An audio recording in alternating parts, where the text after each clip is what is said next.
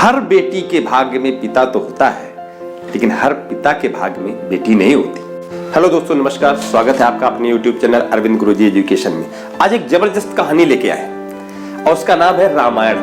कई लोग कहने लगे रामायण, आप बात करते हो बार बार रामायण की, तो रामायण को अगर हम एक कहानी ही मान लें तो केवल एक कहानी नहीं है, हजारों कहानियों का संग्रह है। जैसे आप इसमें राजा के कार्य और दायित्व क्या होते हैं भगवान राम से सीख सकते हैं कि जब उनको लगा कि हमारे राज्य पे संकट है, उन्होंने धनुष उठा लिया, लेकिन जब उनको लगा हमारी प्रजा की बात सुननी है तो उसकी बात सुन के अपनी पत्नी का त्याग भी कर दिया। ठीक, हम भाई का भाई के लिए प्रेम देख सकते हैं कि भरत को राजपाट मिल गया था, लेकिन उसके बावजूद उन्होंने 14 साल तक महल से राजपाट नहीं किया, महल के बाहर से किया।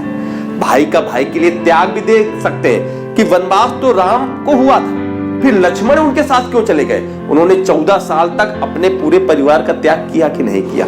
हम आप ये भी सीख सकते हैं पिता और पुत्र का एक दूसरे का जो रिश्ता होता है वो भी सीख सकते हैं। जो वचन हारे थे राजा दशरथ हारे थे, राम नहीं हारे थे। तुरंत कह सकते थे मुझे आपके वचन से क्या लेना देना, लेकिन एक बार भी ऐसा नहीं कहा और तुरंत चले गए। भाई बहन का रिश्ता भी आप यहां से सीख सकते हैं। रावण अपनी बहन की आत्मसम्मान की रक्षा के लिए ही तो लड़ा था और पूरी रामायण की रचना हो गई और पूरा अपना वंश सर्वनाश करा लिया, लेकिन भाई ने बहन के लिए लड़ाई लड़ी कि नहीं, सब कुछ नष्ट हो गया।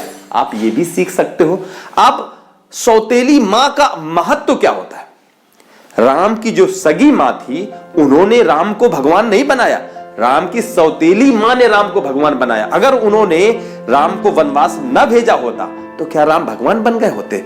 अपने जो बलवान शत्रु होते हैं वो क्यों अपने जो शत्रु होते हैं वो क्यों बलवान होने चाहिए, इसका भी महत्व इसमें बताया गया। अगर रावण जैसा बलवान शत्रु ना होता राम का तो क्या राम की इतनी चर्चा होती? न जाने कितने राजा आए और चले गए, लेकिन राम जैसा कोई, भगवान राम जैसा कोई महत्वपूर्ण बना क्या?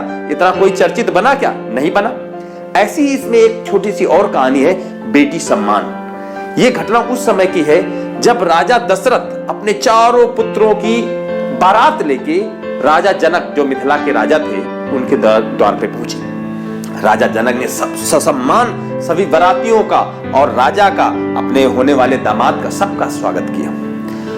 तभी राजा दशरथ झुककर राजा जनक के पैर छूने बढ़ पड़े तो राजा जनक ने रोका, अरे महाराज ये क्या कर रहे हैं? आप तो मुझसे बड़े हैं, आप वर पक्ष के हैं, मैं कन्या पक्ष का हूं, मैं तो छोटा हूं, मैं आपका स्वागत करूंगा, मैं आपके पैर छूंगा। तो राजा दशरथ ने कहा कि आप अपनी कन्याओं का दान कर रहे हैं, यानी मैं आपसे आपकी कन्याएं लेने आया हूं, तो आप तो दाता हैं, मैं तो याचक हूं, तो बड़ा कौन हुआ? राजा जनक ने कहा, धन्य है आप जो बेटियों के विषय में ऐसा सोचते हैं, और सौभाग्यशाली है मेरी बेटियां जिनको आप जैसे ससुराल पक्ष के लोग मिले। दोस्तों, ये कहानी मेरे एक दोस्त ने भेजी है, मुझे बहुत अच्छी लगी, मुझे लगा इसका वीडियो बना के जरूर भेज दें ताकि समाज को प्रेरणा मिले कि बेटियां केवल बैनर पोस्टर लगाने से सशक्त नहीं हो जाएंगी। बेटियां सशक्त होंगी जब उनको बौद्धिक और शारीरिक रूप से मजबूत बनाया जाएगा। हमें आपको ये जिम्मेदारी लेनी पड़ेगी कि अपने घर की बेटियों को हम इतना प्रशिक्षित कर दें कि वो शारीरिक और मानसिक रूप से दृढ़ रहें।